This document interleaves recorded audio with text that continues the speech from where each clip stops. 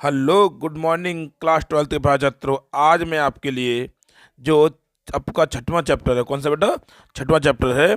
और छठवां चैप्टर जो है उसका नाम है पोएट्स एंड पैनकेक, ठीक है ना।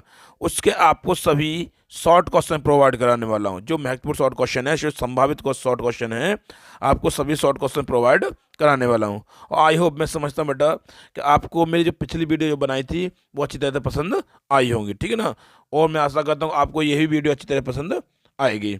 अगर आप मेरे चैनल पर पहली बार आए हैं या पहली बार विजिट कर रहे हैं तो सबसे पहले चैनल को सब्सक्राइब कर दें, वीडियो को लाइक कर दें और साथ ही बेल आइकन को प्रेस कर दें, ताकि हर आने वाली वीडियो की नोटिफिकेशन आपको समय समय पर मिलती रहे, ठीक है ना प्यारे बच्चों। और आपका टाइम बिना डिले किए हुए और चलते हैं पहले क्वेश्चन को बढ़ते हैं। जो पहला क्वेश्चन आपकी स्क्रीन पर दिया हुआ है बेटा, जो इस प्रकार से पहले क्वेश्चन कि व्हाट वाज पैनकेक। पैनकेक क्या था, क्वेश्चन सबसे पहले ये निकल के आता ना कि पैनकेक क्या था और how was it related to Gemini Studios. यहाँ कहने का मतलब यह है पैनकेक क्या था और ये पैनकेक जो था वो जेमिनी स्टूडियो से किस प्रकार से संबंधित था, ठीक है। इसका क्या, इससे जेमिनी स्टूडियो से क्या संबंध था, ठीक है प्यारे बच्चों, समझ रहे ना। चलते बेटा आंसर के बढ़ते हैं। तो ठीक है, पहला क्वेश्चन है वो आंसर दिया बेटा, pancake was the brand name. जो पैनकेक था एक ब्रांड का नाम था, एक कंपनी होती है ना, उस कंपनी का नाम था ऑफ द मेकअप मटेरियल। यहाँ बोल सकते हैं कि पैनकेक जो था मेकअप प्रसाधन का ब्रांड का नाम था। समझ आया बेटा, pancake was the brand name of makeup material, मतलब सामग्री बोल सकते हैं मटेरियल को, ठीक है। या हम बोल सकते हैं बेटा प्रसाधन भी बोल सकते हैं, जो तरह तरह की जो उनपे जो चीज़ें लगाई, चेहरे पे लगाई जाती थी, कॉस्ट्यूम जो लगाए जाते थे ना, तो उन सब बात चल रही है। तो कहने का तात्पर्य यह है कि जो पैनकेक जो था एक जो मेकअप उसके प्रसाधन था, जो मेकअप का सामान था, उस सामान के ब्रांड का नाम था, ठीक है ना, समझ आ रही है ना। या मेकअप का जो जो मेट सामान था ना, जो जिसको यूज करते थे वो, उस सामान का नाम था, ठीक है, ब्रांड। समझ रहा बेटा, जैसे कोई कंपनी होती है ना, जैसे हम फेयर लवली लगाते हैं तो फेयर लवली है, तो फेयर लवली जो क्रीम जो होगी वो क्या होगी, प्रसाधन हो गया, और नाम उसका क्या, फेयर लवली, तो वो क्या ब्रांड का नाम हो गया, ठीक है ना। तो जो पैनकेक जो था, pancake was the brand name of the makeup material, ठीक है। तो पैनकेक जो था जो है ना कि जो प्रसाधन, मेकअप प्रसाधन में यूज किया जाने वाले ब्रांड का नाम था, ठीक है ना। इट वॉज रिलेटेड, ये संबंधित था, टू जेमिनी स्टूडियोज, या जेमिनी स्टूडियो से ये संबंधित था, ठीक है ना। यानी इसका संबंध जेमिनी स्टूडियो से था। एज, क्योंकि इट वाज यूज्ड, क्योंकि इसका प्रयोग किया जाता, उपयोग किया जाता था इन जेमिनी स्टूडियोज, क्योंकि इसका जेमिनी स्टूडियो में प्रयोग किया जाता। फॉर द मेकअप, किसके लिए, मेकअप के लिए, यानी कि पोतने के लिए, मेकअप के लिए, ठीक है ना। Of all the artist including senior and junior. तो कहने का मतलब यह है बेटा कि ये इसका जो प्रयोग किया था, इसने बोला है कि इसका जो प्रयोग किया था, इसका, क्योंकि इसका प्रयोग किया जाता था जेमिनी स्टूडियो में, क्योंकि इसका प्रयोग जेमिनी स्टूडियो में किया जाता था। सीनियर जो आर्टिस्ट होते थे, कलाकार होते थे, आर्टिस्ट बोलते कलाकारों को, मैं बता दूँ, आर्टिस्ट बोलते कलाकारों को बोलते, ठीक है ना। तो कहने का मतलब यह है कि सभी छोटे या बड़े या जूनियर या सीनियर बोल सकते हैं, जूनियर या सीनियर जितने भी जो वो आर्टिस्ट होते थे, कलाकार होते थे, उन सभी को, उन सभी कलाकारों को मेकअप कर किया जाता था, ठीक है ना। तो बोल सकते हैं बेटा कि पैनकेक प्रसाधन का ब्रांड का नाम था, यह जेमिनी स्टूडियो से संबंधित था, ठीक है ना, मतलब it was related to Gemini Studio, ठीक है। ये जेमिनी स्टूडियो से क्या था, संबंधित था। तो अब एज एज मतलब क्योंकि इसका प्रयोग जेमिनी स्टूडियो में सीनियर्स और जूनियर्स सभी कलाकारों के मेकअप के लिए किया जाता था। यानी इसके कहने का मतलब यह है कि इट वाज यूज्ड, इसका प्रयोग किया जाता था, उपयोग किया जाता था इन जेमिनी स्टूडियोज, जेमिनी स्टूडियो में, ठीक है। फॉर द मेकअप, किसके लिए, मेकअप के लिए किया जाता था, ठीक है ना। ऑफ ऑल द आर्टिस्ट, यानी सभी आर्टिस्ट के लिए, सभी कलाकारों के लिए, इंक्लूडेड जिसमें शामिल हैं सीनियर्स एंड जूनियर्स, ये छोटे बड़े सभी कलाकार जो इसमें शामिल है, इंक्लूड में शामिल है उन्हें, ठीक है ना। अब चलते प्यारे बच्चों, अब चलते क्वेश्चन में दूसरे के बढ़ते हैं। दूसरा क्वेश्चन हमारा इस प्रकार से स्क्रीन पे दिया हुआ है, where was the makeup department of Gemini Studios situated. तो कहने का मतलब यह है कि where was the makeup department, makeup department बोल सकते हैं मेकअप विभाग, मेकअप विभाग ऑफ द जेमिनी स्टूडियोज, जेमिनी स्टूडियो का। तो जेमिनी स्टूडियो का मेकअप विभाग कहाँ पर स्थित था, स्टूडियो में कहाँ पर स्थित था, ठीक है ना। वेयर में कहाँ और स्टूडियो में स्थित, तो कहाँ पर स्थित था। तो आंसर बेटा हमारा इस प्रकार से आंसर दिया बेटा। आंसर है कि the makeup department of the Gemini studio, या जेमिनी स्टूडियो का मेकअप डिपार्टमेंट वाज सिचुएटेड स्थित था, ठीक है ना। The makeup department of the Gemini Studios, Gemini Studio का जो मेकअप डिपार्टमेंट था वो स्थित था इन द अपस्टेयर्स, यानी ऊपर स्थित था ऑफ ऑफ बिल्डिंग, यानी कि एक इमारत की, एक इमारत थी, उस इमारत के ऊपरी जो भाग था उस पर स्थित था। बोल सकते हैं कि जेमिनी स्टूडियो का मेकअप विभाग ऊपर की मंजिल पर, इस तरह बिल्डिंग थी उसकी ऊपरी मंजिल पर या ऊपरी भाग पर स्थित था, ठीक है ना। इट वाज बिलीव्ड, ऐसा माना जाता है, ऐसा माना जाता है, ऐसा माना जाता है दैट के दिस बिल्डिंग, यह जो इमारत थी, यह बिल्डिंग जो थी वॉज वंस, एक बार थी रॉबर्ट क्लाइव्स स्टेबल्स, यानी कि यह बिल्डिंग कभी एक बार क्या हुआ करती थी, या रॉबर्ट क्लाइव की घुड़साल हुआ करती थी। घुड़साल बोलते जो घोड़े रहते ना वो उसके बाद चल रहे, ठीक है ना। स्टेबल में घुड़साल क्या बोलेंगे बेटा, स्टेबल मतलब होता है घुड़साल, बोल सकते लिख सकते हो ना घुड़साल, ठीक है ना, घुड़साल, ठीक है ना बेटा, घुड़साल, ठीक है ना। तो बेटा बोलेंगे कि यह जो बिल्डिंग जो थी कभी रॉबर्ट क्लाइव्स की क्या हुआ करती थी, मतलब घुड़साल हुआ करती थी, ठीक है ना। अब चलते क्वेश्चन नंबर तीसरे बढ़ते बेटा, प्यारे से बच्चों, बेटा साथ साथ वीडियो को लाइक भी करते चलना। Who was the office boy, एक ऑफिस बॉय कौन था, ऑफिस बॉय कौन था, और व्हाट वर हिज क्वालिटीज, और उसकी खासियत क्या थी, उसके गुण क्या थे, ठीक है ना।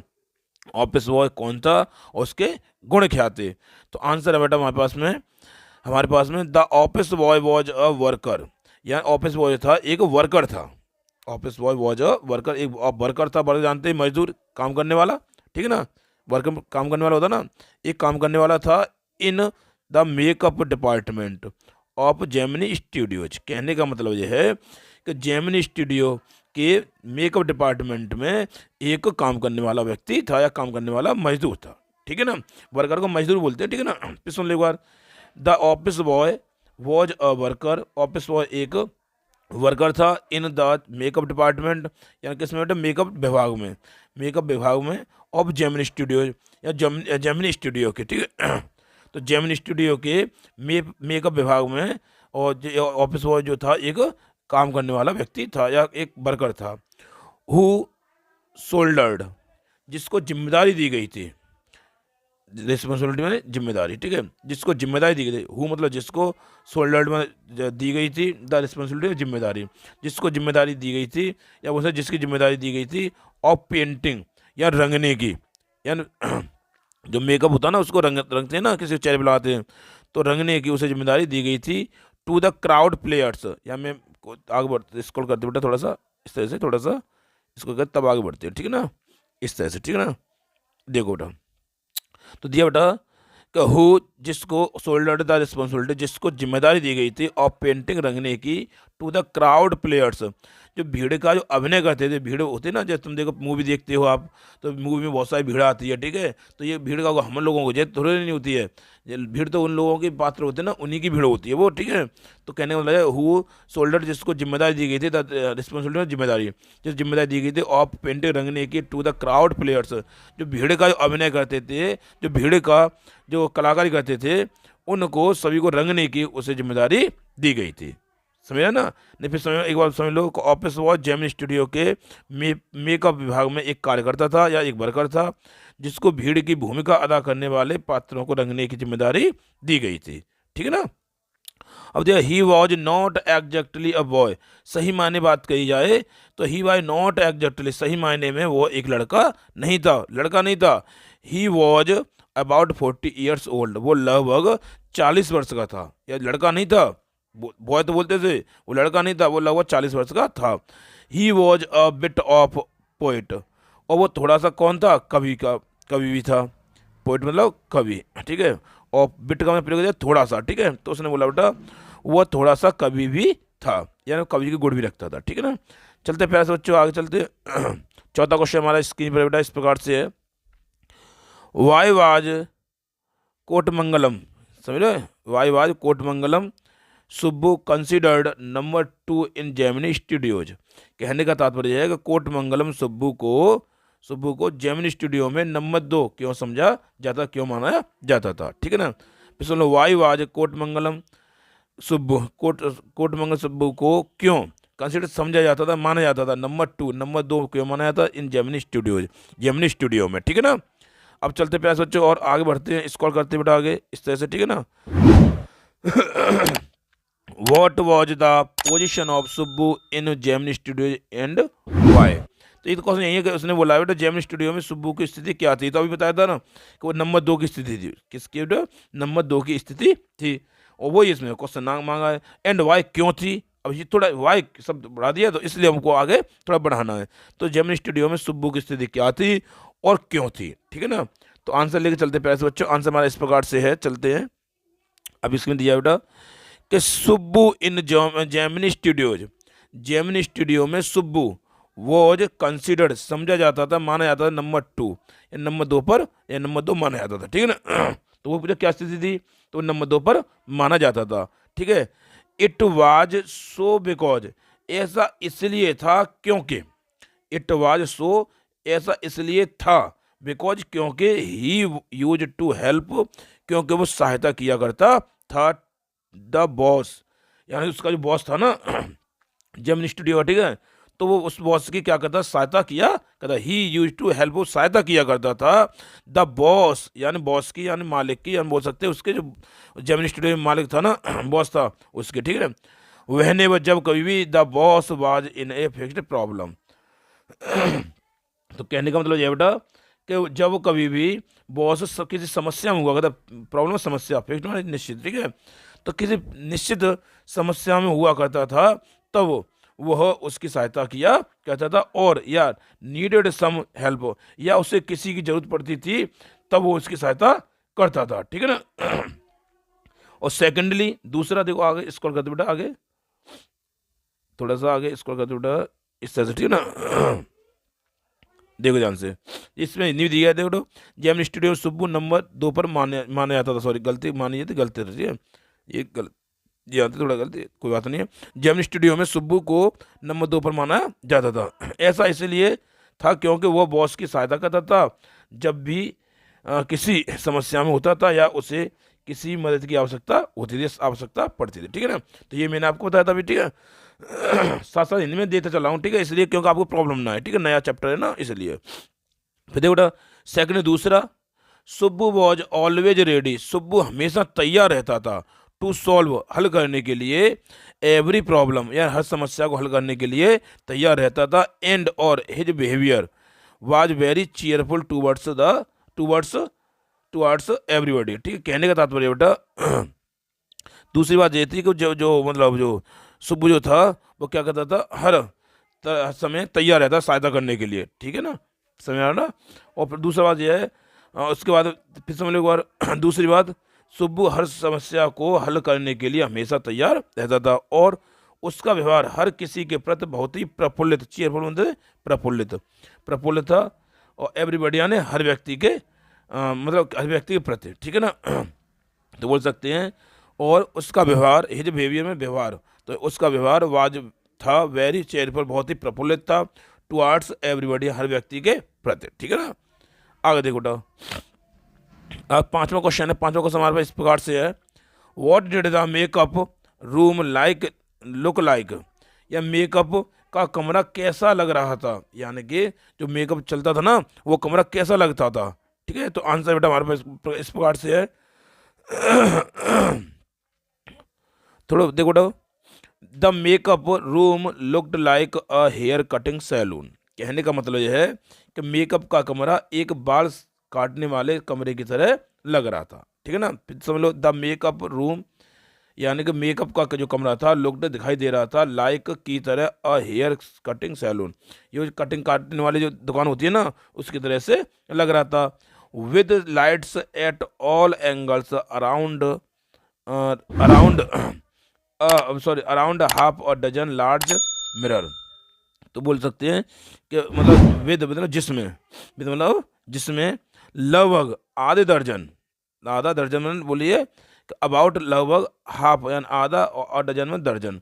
तो जिसमें लगभग आधा दर्जन विशाल, विशाल में लार्ज, लार्ज में विशाल, और मिरर में शीशे, जिसमें लगभग आधा दर्जन विशाल दर्पण के चारों ओर, जो विशाल दर्पण के चारों ओर प्रत्येक कोण पर लाइट लगी थी। बोल सकते हो विद लाइट, जिसमें लाइट लगी हुई थी एट ऑल एंगल्स, यानी हर कोण पर, जिसमें हर कोण पर लाइट लगी थी। अराउंड लगभग हाफ और डजन, लगभग आधे दर्जन लार्ज मिरर, यहाँ बोल सकते हो बेटा कि जिसमें लगभग आधा दर्जन विशाल दर्पण के चारों ओर प्रत्येक एंगल पर या प्रत्येक कोण पर लाइट लगी हुई। तो कहने वाले तुम देखा होगा, जो कटिंग की दुकान पे जाते हैं तो हर एंगल पर शीशे लगे होते हैं ना, तो उसी एंगल पे उसी हिसाब से क्या लगे थे, शीशे लगे हुए थे। ठीक है, हर एंगल पर लाइट लगी हुई थी। ठीक है ना।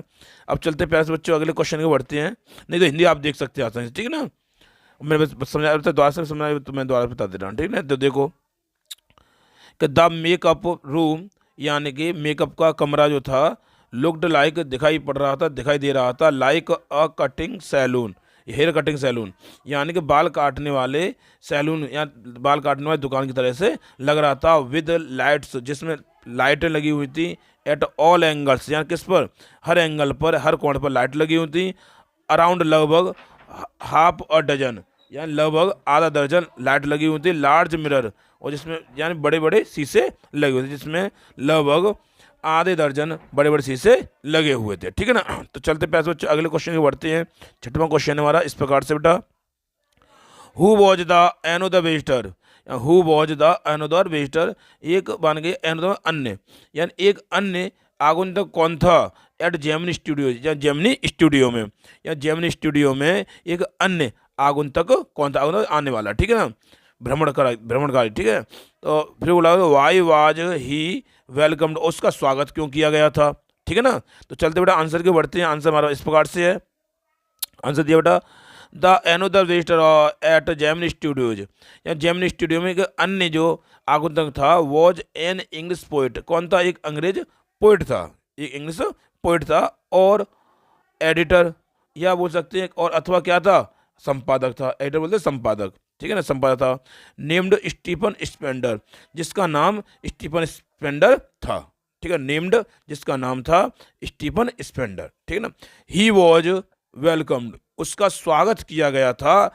इन जेमिनी स्टूडियोज, उसका जेमिनी स्टूडियो में स्वागत किया गया था। बिकॉज, उसने बोला क्यों किया गया था, तो बिकॉज क्योंकि ही वॉज डायरेक्टली, उसके सीधे सीधे इनवाइट, उसको सीधा तरह से, सीधे तरीके से उसे इनवाइट किया गया था, आमंत्रित किया गया था, बाई मिस्टर एस वासन, यानी कि जिसको उसने बोला क्योंकि ही वाज डायरेक्टली इन्वाइटेड, क्योंकि उसे डायरेक्ट रूप से इन्वाइट, सीधे सीधे उसे इन्वाइट किया गया था बाय मिस्टर एस वासन, यानी एस वासन द्वारा क्या किया गया था, उसे इन्वाइट क्या आमंत्रित किया गया था। एस वासन कौन था, तो the boss of the Gemini studio, या जेमिनी स्टूडियो का जो बॉस था एस वासन, और उसके द्वारा उसे डायरेक्ट प्रत्यक्ष रूप से क्या किया गया था, उसे इन्वाइट किया। ये बोल सकते बेटा, ये होता है प्रत्यक्ष रूप से, डायरेक्ट। ठीक है, तो प्रत्यक्ष रूप से उसे क्या किया, मिस्टर एस वासन द्वारा, जो जेमिनी स्टूडियो का जो क्या था, बॉस था, उसके द्वारा उसे आमंत्रित किया गया था, इसलिए उसका क्या किया था, स्वागत किया गया था। ठीक है ना। अब चलते बेटा सातवें क्वेश्चन के बढ़ते। सातवां क्वेश्चन हमारा इस प्रकार से स्क्रीन पर, what was the God that failed, यानी कि द गॉड दैट फेल्ड क्या था, और वह सर्वेशन बोला है कि what did it refer to, और वह क्या उल्लेख करता था। ठीक है ना, वो क्या चीज़ थी और क्या उल्लेख करता था। तो चलते बड़े आंसर के बढ़ते हैं। आंसर हमारा इस प्रकार से है, the God that failed was a book, या द गॉड दैट फेल्ड जो थी वो एक पुस्तक थी। क्या थी बेटा, पुस्तक थी। ठीक है ना। It was a collection of 6 ऐसे, यह संग्रह थी। It was a collection, collection संग्रह, क्या था बेटा, it was collection, it was a collection बेटा, ये कलेक्शन मतलब संग्रह, क्या बेटा, संग्रह लिख सकते हैं आप। ठीक है, संग्रह, संग्रह थी। तो इट वॉज अ कलेक्शन, संग्रह थी ऑफ 6 एसेस, यानी कि कितने बेटा, 6 निबंधों का एक संग्रह थी। By 6 eminent men of letters, यानी कि 6 विद्वान लोगों द्वारा, 6 विद्वान लोगों द्वारा लिखी गई 6 निबंधों का एक संग्रह थी। ठीक है ना, सुन बेटा, देखो मैं इसमें हिंदी भी दी हुई, तेरा एक चेक कर ले रहे, शायद गलत तो नहीं हमारा, ठीक है। मैंने बोला था यार यह पुस्तक 6 प्रसिद्ध विद्वानों द्वारा 6 निबंधों का संग्रह थी, बेटा यही बताया था मैंने आपको, ठीक है ना। तो देखो बेटा फिर सुन लो एक बार। द गॉड दैट फेल्ड, ये वॉज अ बुक, ये क्या थी, बुक थी। इट वॉज अ कलेक्शन, ये एक संग्रह थी, ऑफ 6 एसेज, किसका, 6 निबंधों का एक संग्रह थी। By 6 eminent men of letters, letters में विद्वान, मैन ऑफ लेटर बोलते हैं, विद्वान बोलते हैं, क्या बोलते हैं बेटा, तुम देखा फ्रेज देखा बेटा, मैन ऑफ लेटर, ठीक है बेटा, ये मैन ऑफ लेटर विद्वान होते, क्या बेटा, विद्वान। तो इसने बोला बेटा कि 6 विद्वान द्वारा लिखा गया, या 6 विद्वानों द्वारा 6 निबंधों का एक संग्रह थी, 6 विद्वानों द्वारा 6 निबंधों का एक संग्रह थी। यहाँ 6 इमिनेंट मीन ऑफ लेटर्स, 6 विद्वानों द्वारा, भाई मेरे द्वारा, और 6 निबंधों का एक संग्रह थी, ठीक है ना। तो 6 व्यक्तियों द्वारा या 6 विद्वानों द्वारा 6 निबंधों का एक संग्रह थी, ठीक है ना। It referred to their journey, यह संदर्भित करता है, यानी कि उल्लेख करता है। It referred to their journey, ये उनकी यात्रा का वर्णन करती है। ये पुस्तक जो थी वो क्या कहती है, इस अपने मतलब क्या बोल सकते हैं, उनकी यात्रा का वर्णन करती थी। इनटू कम्युनिज्म, यानी उनके साम्यवाद में बोल सकते हैं, उनके साम्यवाद में, इनटू मतलब में, ठीक है। तो उनके साम्यवाद में उनकी जर्नी, उनकी यात्रा का क्या कहती थी, उल्लेख करती थी। और एंड और there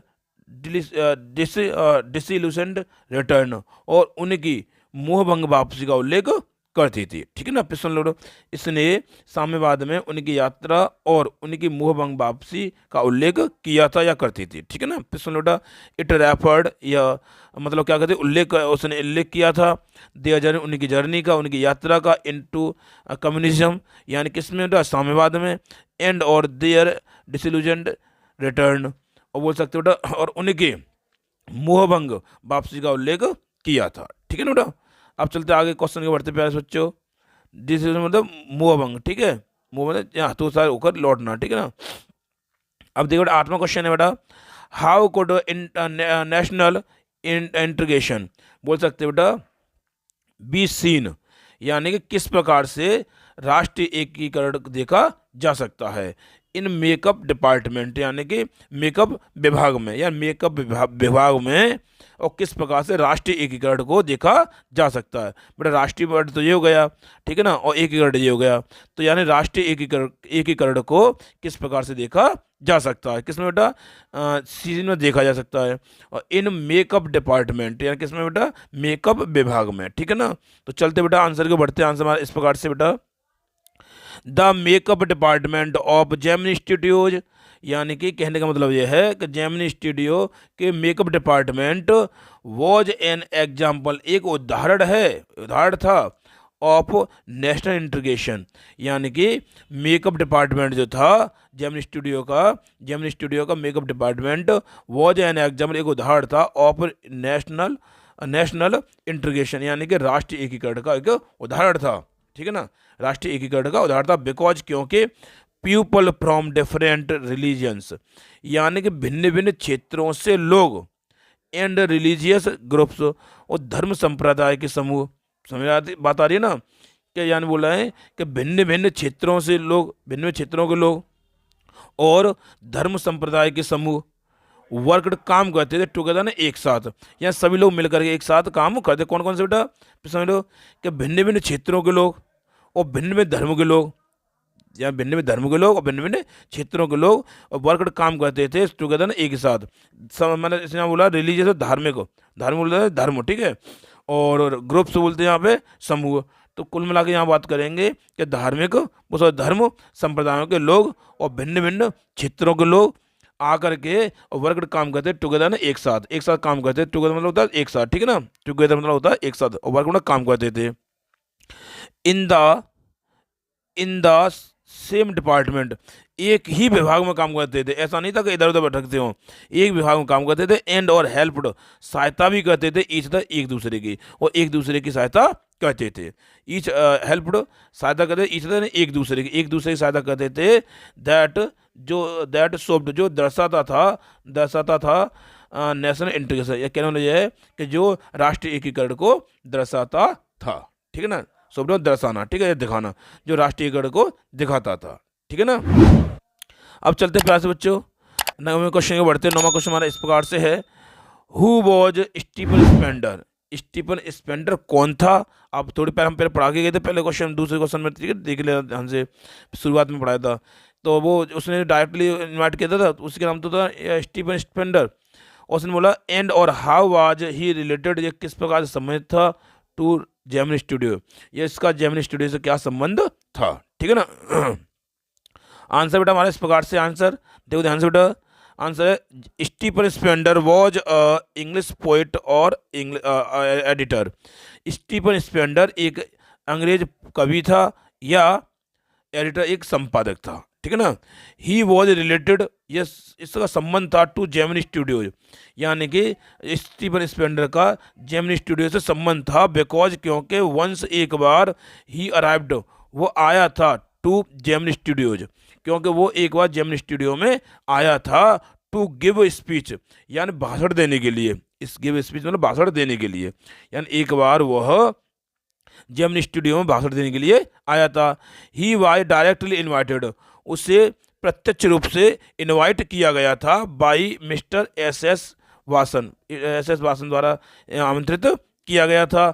the boss of Gemini Studio, जो मिस्टर एस वासन जो थे वो जेमिनी स्टूडियो के बॉस थे, उनके द्वारा उसे क्या किया गया था, डायरेक्ट प्रत्यक्ष रूप से उसे इन्वाइट किया गया था। ठीक है ना। अब चलते बेटा अगले 10वें क्वेश्चन की ओर है बेटा। 10वां क्वेश्चन हमारा इस प्रकार से, देखो ध्यान से, what was the story department in Gemini studios, यार कहने का मतलब यह है कि जेमिनी स्टूडियोज में और स्टोरी डिपार्टमेंट क्या था। ठीक है ना। What was the story department क्या था इन जेमिनी स्टूडियोज, जेमिनी स्टूडियो में। ठीक है ना। तो बोलेंगे इन जेमिनी स्टूडियोज, जेमिनी स्टूडियो में देयर वॉज अ डिपार्टमेंट, एक डिपार्टमेंट था यानी विभाग था।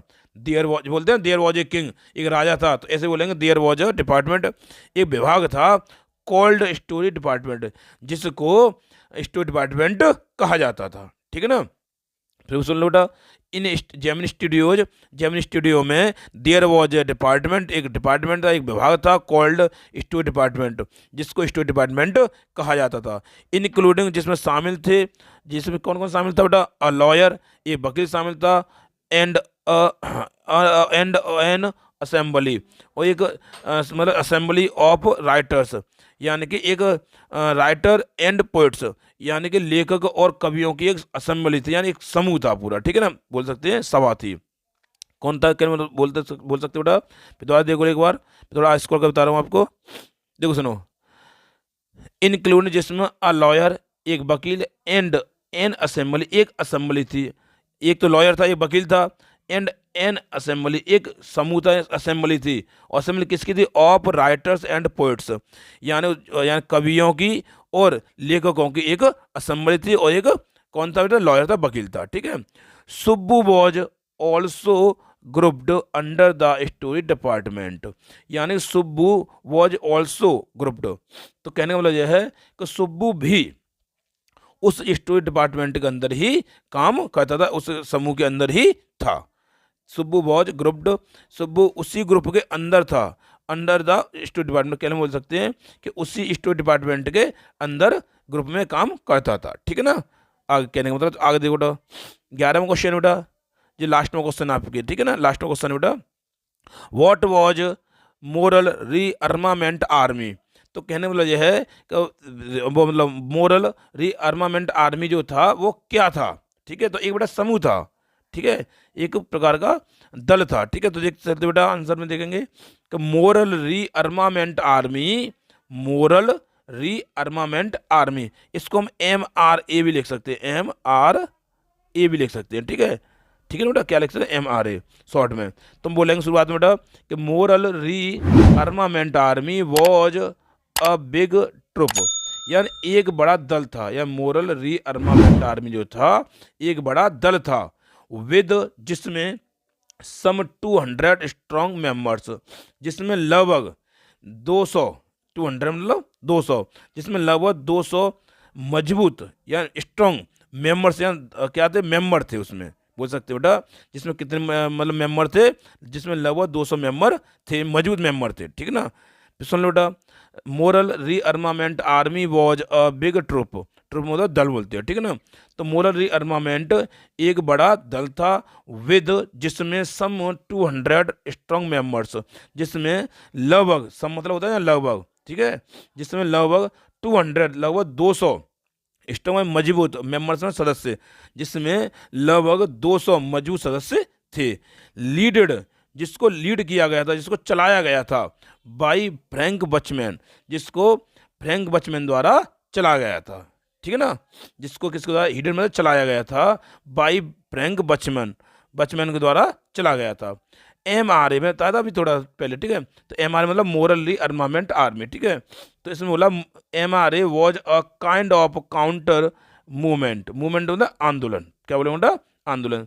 तो बोलेंगे बेटा moral, sorry, MRA was a kind, MRA एक प्रकार का था, ऑफ काउंटर, काउंटर विरोधी, और मूवमेंट माने आंदोलन, यानी कि क्या था बेटा, एक प्रकार का विरोधी आंदोलन था, टू इंटरनेशनल कम्युनिज्म, यानी कि अंतर्राष्ट्रीय साम्यवाद का। फिर सुन लो बेटा, MRA was a kind counter, MRA was a kind of counter movement, MRA एक प्रकार का विरोधी क्या था, आंदोलन था, मूवमेंट बोला आंदोलन था, टू इंटरनेशनल कम्युनिज्म, यहाँ बोल सकते हैं कि किसका बेटा, अंतर्राष्ट्रीय साम्यवाद का, अंतर्राष्ट्रीय साम्यवाद का एक प्रकार का क्या था बेटा, विरोधी आंदोलन था, ठीक है ना।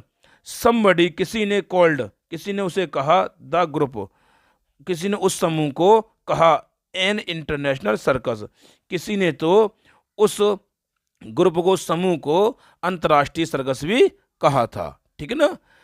समबडी किसी ने कॉल्ड कहा था, द ग्रुप उस समूह को, एन इंटरनेशनल सर्कस, किसी ने तो उस समूह को अंतर्राष्ट्रीय क्या कह दिया था, इन अंतर्राष्ट्रीय क्या कहते हैं, सर्कस कह दिया था, ठीक है ना। तो आई होप मैं समझता बेटा आपको मेरी वीडियो अच्छी तरह पसंद आई होगी। अगर आपको मेरी वीडियो अच्छी तरह पसंद आई है तो प्लीज़ सबसे पहले चैनल को सब्सक्राइब करें और वीडियो को लाइक करें और साथ ही बेल आइकन को प्रेस कर दें, ताकि हर आने वाली वीडियो की नोटिफिकेशन आपको समय समय पर मिलती रहे।